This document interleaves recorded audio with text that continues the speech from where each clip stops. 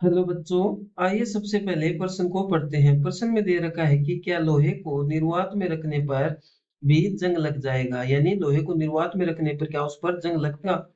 इस प्रश्न को हल करने के लिए सबसे पहले इसकी मुख्य अवधारणा के बारे में समझते हैं। तो मुख्य अवधारणा में हम क्या देखेंगे कि जंग लगना कहते किसे हैं और जंग किस प्रकार लगता है। सबसे पहले जंग की अभिक्रिया देखेंगे, उसके बाद ही हम देख पाएंगे कि निर्वात में जंग लगेगा या नहीं लगेगा। तो सबसे पहले हम क्या देखते हैं, हमारे पास जो आयरन यानी लोहा होता है, ये वातावरण में रखा हुआ है। तो जब इस पर कोई कलर नहीं किया, यानी इस पर कोई पेंट वगैरह नहीं किया होता है, पेंट यानी कलर नहीं किया होता है, तो ये क्या करता है, वातावरण में उपस्थित O2 और H2 यानी नमी के साथ अभिक्रिया कर लेता है और ये Fe2O3 डॉट XH2 में परिवर्तित हो जाता है।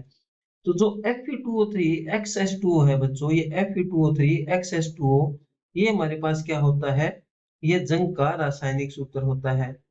जंग का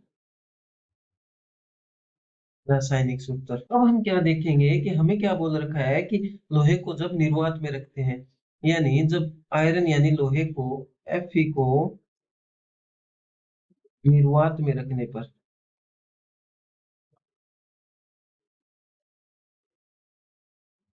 तो निर्वात में रखने पर क्या देखेंगे हम कि निर्वात के अंदर क्या होता है बच्चों, O2 यानी ऑक्सीजन क्या होती है, O2 अनुपस्थित, यानी O2 निर्वात के अंदर नहीं होती है, O2 निर्वात में नहीं होती है।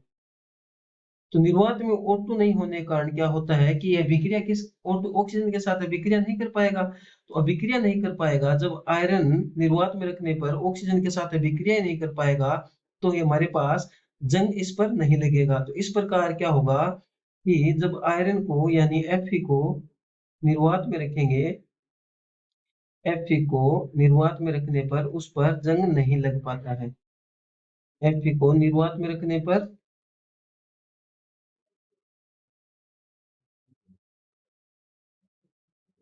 जंग नहीं लगेगा।